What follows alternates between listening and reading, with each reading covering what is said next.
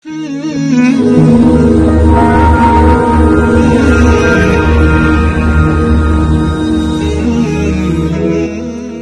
کے لیے مفتی صاحبان کہتے ہیں کہ اوپر کھڑا ہونا چاہیے، خود کرے یا اوپر کھڑا. میں نہیں کھڑا ہو سکتا. جانور جب تڑپتا ہے تو مجھے کچھ ہونے لگتا، تو میں بچوں کو بھیجتا ہوں جاؤ قربانی پہ کھڑے ہو. میں تو مرغی ذبح ہو رہی ہوں نا تو اس کو تڑپتے نہیں دیکھ سکتا. جیسے ابراہیم علیہ السلام کا تصور کر کے میری چیخیں نکل کہ انہوں نے جب ان کی کمر پہ گوڈا رکھا ہوگا یوں کر کے،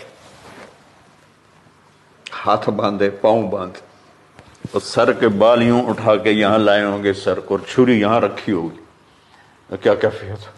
تو یوں آسمان کو دیکھ کر کہ یا اللہ کیا تم مجھ سے ناراض ہو گیا کہ میرے دل میں اسماعیل زیادہ اتر گیا ہے؟ یا اللہ ایسا کبھی نہیں ہے.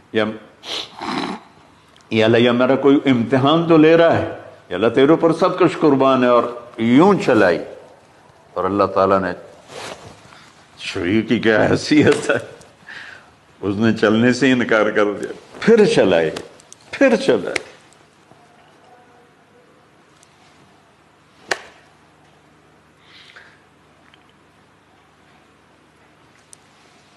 بعضی کتابوں میں ہے تو صحیح، لیکن روایت کی کتنی حیثیت ہے وہ تو مجھے نہیں پتا، لیکن چونکہ یہ ایک تاریخی چیز ہے کہی جا سکتی ہے.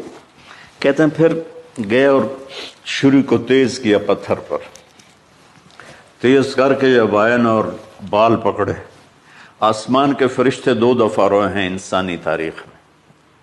آسمان کے فرشتے 2 دفعہ روئے ہیں انسانی تاریخ میں.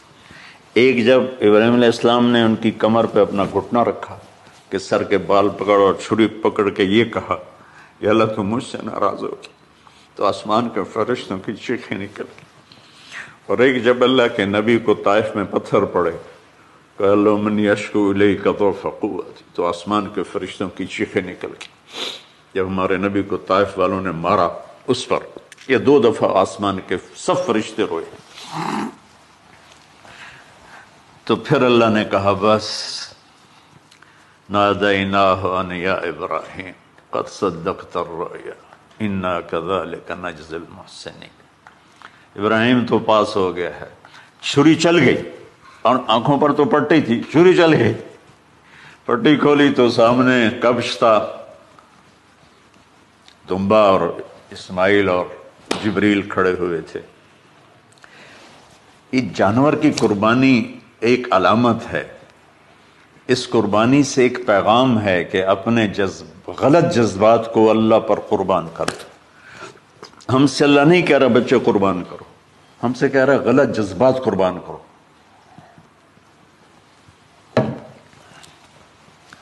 ہم سے اللہ کہہ رہا ہے اپنے جذبات کو دبا دو جو تمہیں اللہ اس کے رسول سے دور کرتے ہیں، ان پر چھری چلاؤ.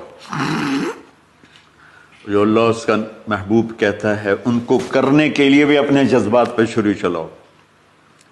سچ بولنے کے لیے چھری چلانی ہے تو چلاؤ اپنے جذبوں پر.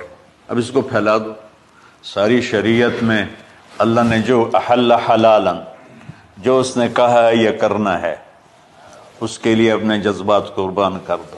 وحرم حراما، اور جو کہتا ہے نہیں کرنا اس کو چھوڑنے کے لیے اپنے جذبات قربان کر دو.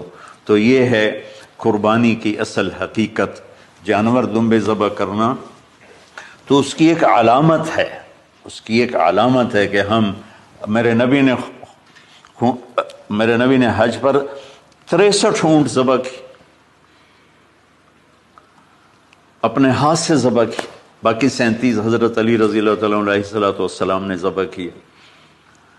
تو بھائیو قربانی کی اصل یہ ہے کہ ہم اللہ اس کے رسول پر اپنے جذبوں کو قربان کر رہے ہیں، اپنے جذبوں کو.